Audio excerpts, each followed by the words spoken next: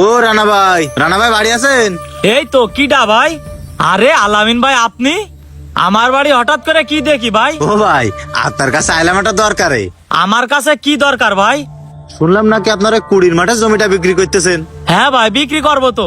বিক্রি করতেছেন ভালো কথা, কিন্তু বিক্রি করার আর লোক পেলেন না। কেন ভাই, কি হয়েছে? কি আর হবে ভাই, এমন একজন লোকের কাছে আপনি জমিটা বিক্রি করতেছেন, সে লোকের কাছে কয়ে বেড়াচ্ছে আপনার জমির পজিশন নাকি ভালো না, আপনার জমির দাম একটু বেশি হয়ে যায়, আপনার ওই জমিতে নাকি সব রকম চাষ করা যায় না, ওই জমি বলে পজিশন মতো না, এরম বদনাম করে বেড়াচ্ছে। বদনাম করে বেড়াচ্ছে মানে?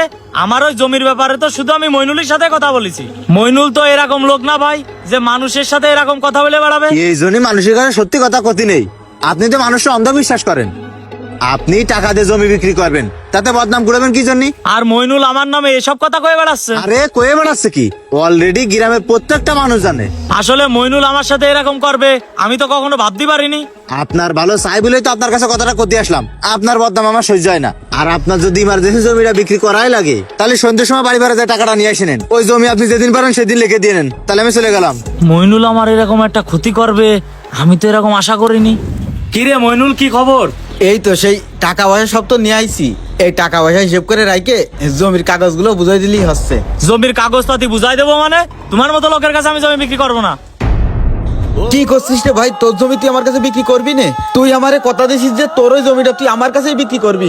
আমি কত কিছু করে কত কষ্ট করে এই টাকাগুলো আমি ম্যানেজ করে নিয়ে আইছি, আর এখন তুই এসব কি কথা করছিস? কি করে করছি তুমি বুঝতে পারতেছ না? আমার নাকি জমির দাম বেশি, আমার জমির নাকি পজিশন ভালো না, তুমি নাটক করো তাই না? তুমি এলাকায় মেলা মানুষের কাছে আমার নামে গুজব ছড়াই বেড়াইছো। আমি তোমার কিচ্ছু কইনি। তোমার মতো লোকের কাছে আমি জমি বিক্রি করবো না। যাও দিনই তুমি।